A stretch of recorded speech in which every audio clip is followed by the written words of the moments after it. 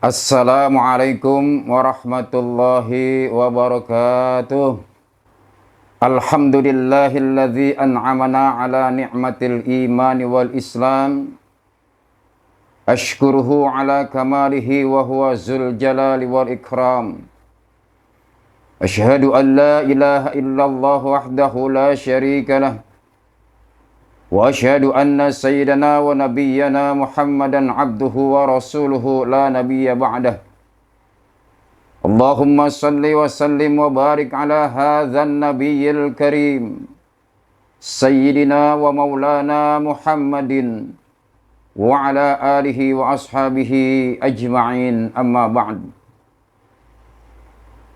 Kaum muslimin dan muslimat yang dimuliakan Allah Subhanahu wa ta'ala, puja dan puji serta syukur marilah sama-sama kita panjatkan kehadirat Allah Subhanahu wa ta'ala, yang alhamdulillah pada hari ini Allah masih berikan kesempatan kepada kita untuk hidup di atas dunia ini dengan berbagai macam nikmatnya, di antara nikmat sehat wal afiyah, iman dan Islam, dan istiqamah ibadah kepada Allah Subhanahu wa ta'ala.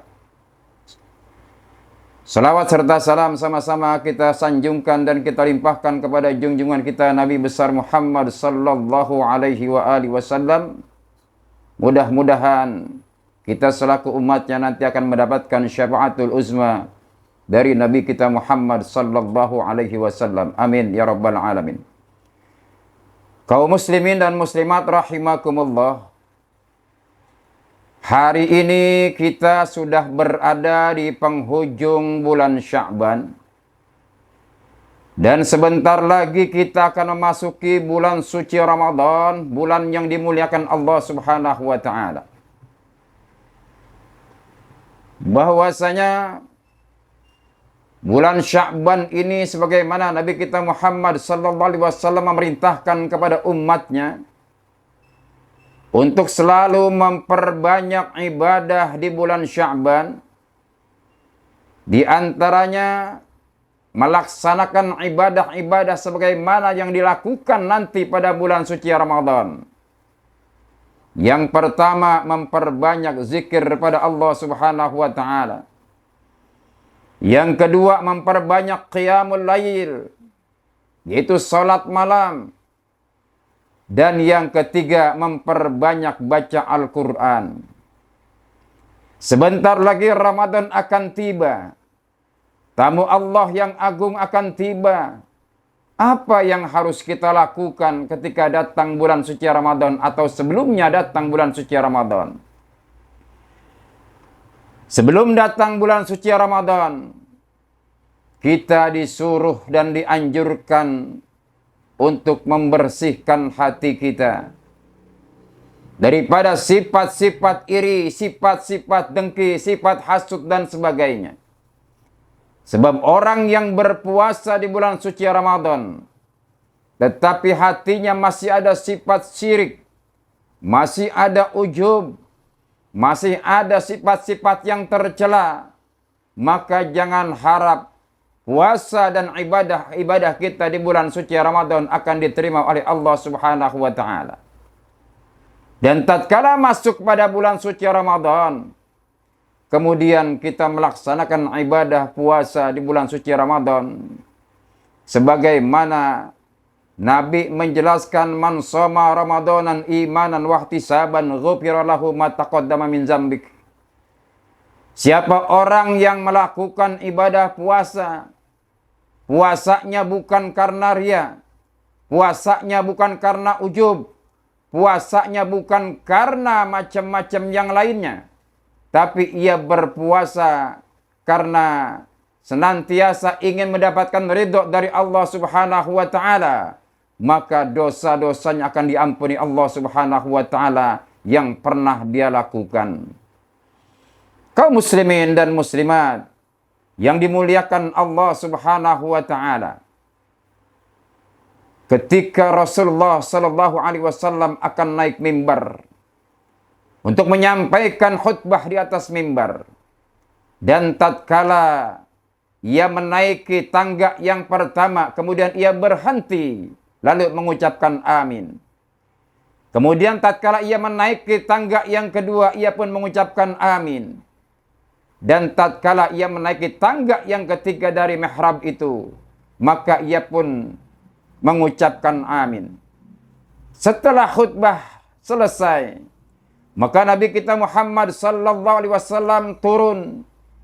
Dan kemudian setelah selesai sholat, maka sahabat berkumpul dan bertanya, "Ya Rasulullah, kenapa engkau tadi tatkala menaiki tangga yang pertama engkau diam kemudian mengucapkan amin.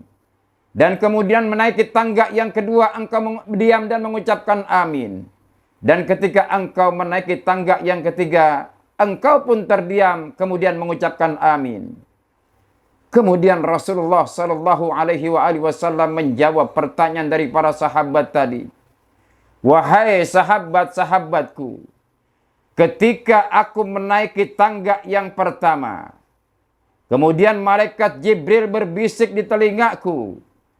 Yang pertama ia berkata, 'Wahai Muhammad, siapa orang yang tidak berpuasa di bulan suci Ramadan tanpa ada uzur syar'i, dia tidak ada halangan apa-apa, tapi dia tidak melakukan ibadah puasa di bulan suci Ramadan, maka orang itu jauh dari rahmat Allah, putus dari rahmat Allah, dakhalan nar.'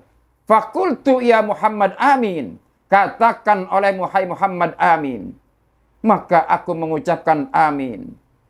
Kemudian yang kedua, ketika aku menaiki tangga yang kedua, malaikat Jibril pun berbisik di telingaku, "Wahai Muhammad, siapa orang yang durhaka kepada kedua orang tuanya, kemudian dia mati, belum sempat minta ampun kepada kedua orang tuanya, maka orang itu jauh dari rahmat Allah, putus dari rahmat Allah, dakhalan nar, masuk ke dalam neraka." Fakultu ya Muhammad amin. Maka aku mengucapkan amin. Dan ketika aku menaiki tangga yang ketiga, kemudian malaikat Jibril pun berbisik di telingaku, "Wahai Muhammad, siapa orang yang apabila namamu disebut, tapi dia tidak berselawat kepadamu, maka orang itu jauh dari rahmat Allah, putus dari rahmat Allah, dakhalan nar, maka ia akan masuk ke dalam nerakanya Allah subhanahu wa ta'ala." Fakultu ya Muhammad amin. Katakanlah hai Muhammad olehmu amin. Maka aku mengaminkan dari 3 doa malaikat Jibril itu. Kaum muslimin rahimakumullah. Kalaulah yang berdoa itu malaikat Jibril, yang mulia dan dimuliakan oleh Allah subhanahu wa ta'ala, dan yang mengaminkan adalah seorang manusia yang mulia dan dimuliakan Allah subhanahu wa ta'ala, yaitu Nabi kita Muhammad sallallahu alaihi wasallam, sudah barang tentu dan pasti doanya akan dikabulkan oleh Allah subhanahu wa ta'ala. Bagi orang-orang yang tidak berpuasa di bulan suci Ramadan, dia tidak sakit tanpa ada uzur syar'i yang menguatkan, dia sengaja demonstratif tidak berpuasa di bulan suci Ramadan, maka kalau dia mati pada hari itu, dia akan masuk ke dalam nerakanya Allah subhanahu wa ta'ala, putus dari rahmat Allah, dakhalan nar, kata malaikat Jibril, maka orang itu akan masuk ke dalam neraka. Begitu juga orang yang durhaka kepada kedua orang tuanya, kemudian dia mati tapi belum sempat minta ampun kepada kedua orang tuanya, maka orang itu pun jauh dari rahmat Allah, putus dari rahmat Allah, dakhalan nar, masuk ke dalam neraka. Begitu juga ketika ada orang yang membacakan salawat kepada Nabi kita Muhammad sallallahu alaihi wasallam, kemudian kita yang mendengarkannya tidak bersalawat kepada Nabi kita Muhammad sallallahu alaihi wasallam, maka orang itu putus dari rahmat Allah dan juga masuk ke dalam nerakanya Allah subhanahu wa ta'ala. Oleh karena itu, sebelum datang bulan suci Ramadan, mari kita persiapkan diri kita. Mari kita bermaaf-maafkan kepada sesama manusia.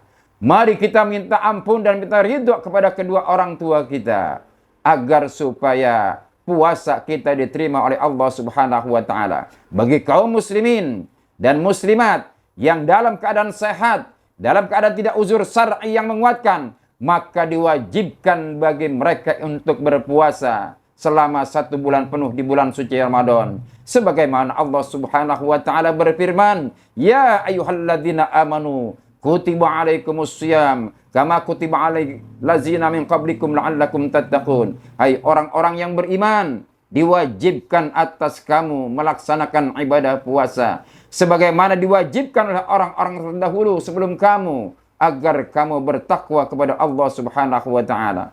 Ma'asyiral muslimin yang dimuliakan Allah Subhanahu wa taala, ini mungkin barangkali yang harus kita persiapkan.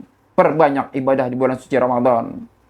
Perbanyak mohon ampun kepada di bulan suci Ramadan, agar supaya Allah Subhanahu wa taala menerima apa yang kita laksanakan dan kita lakukan di bulan suci Ramadan, di antaranya qiyamul lail, melaksanakan ibadah salat sunnah tarawih, melaksanakan qiyamul lail, melaksanakan tahajud dan sebagainya, qiraatul Quran, berzikir pada Allah Subhanahu wa taala. Itulah isi daripada apa yang diwajibkan kita dan diharuskan melaksanakan ibadah di bulan suci Ramadan. Kaum muslimin rahimakumullah, inilah mungkin barangkali tausiah singkat yang dapat kami sampaikan menjelang datangnya bulan suci Ramadan. Mudah-mudahan ada manfaatnya. Wallahul muwaffiq ila aqwamit thoriq. Wabillahi taufiq wal hidayah. Wassalamualaikum warahmatullahi wabarakatuh.